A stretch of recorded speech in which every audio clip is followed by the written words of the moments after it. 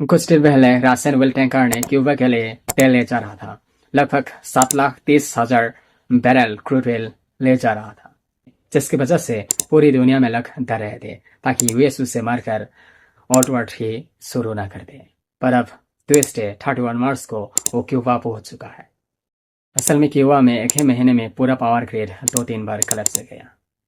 16 मार्च एक बड़े grid failure के कारण लाखों लोग बिना बिजली के रह गए और कुछ इलाकों में लगातार 2-3 दिनों तक बिजली नहीं मिला। इस ब्लैकआउट का वजह थी ईंधन का गंभीर संकट, जिसकी वजह से लगातार क्यूबा में ब्लैकआउट का सामना करना पड़ रहा। और यह भी है कि 2026 में क्यूबा को तेल की बहुत कम शिपमेंट्स मिली है। क्यूबा के पास इस समय जरूरत का सिर्फ 40% ईंधन उपलब्ध है। ईंधन के बिना पावर प्लांट चल नहीं सकते।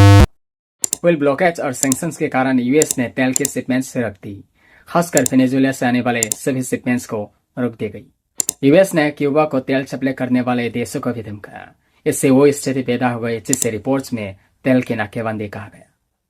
क्यूबा में 2026 के ब्लैकआउट संकट का सबसे बड़ा कारणों में से एक है पावर प्लांट का फेल होना।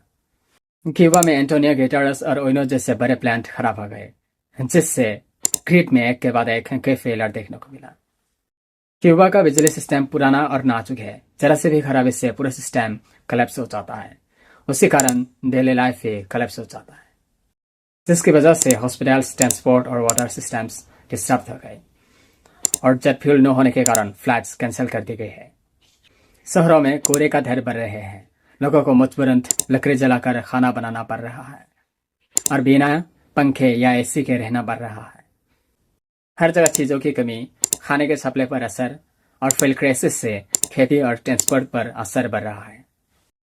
लोगों का विरोध प्रदर्शन और गुस्सा बढ़ रहे हैं। खाना, बिजली और बेहतर रहने का हालात मांग कर रहे हैं। अंतर्राष्ट्रीय मदद मांग रहे हैं, पर यूएस के कारण कोई देश मदद करने को तैयार नहीं।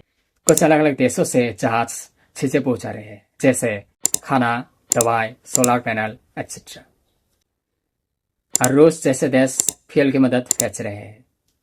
क्यूबा में इस बार एक महीने में 3 बार बड़ी बिजली कटौती हुई है। इसी कारण पूरा देश कई बार अंधेरे में डूब गया। क्यूबा कोशिश कर रहा है अमेरिका से बात करने के लिए, रिन्यूएबल एनर्जी लाने के लिए, लेकिन अभी तक संकट टाला नहीं है। जानकारों का कहना है कि जब तक फ्यूल सप्लाई ठीक नहीं होगी, बिजली कटौती जारी रहेगी। असल में कहा जाए तो क्यूबा में तेल नहीं है, प्लस पावर प्लांट खराब है, प्लस ग्रिड कमजोर है। इसी कारण पूरी तरह ब्लैकआउट हुआ है।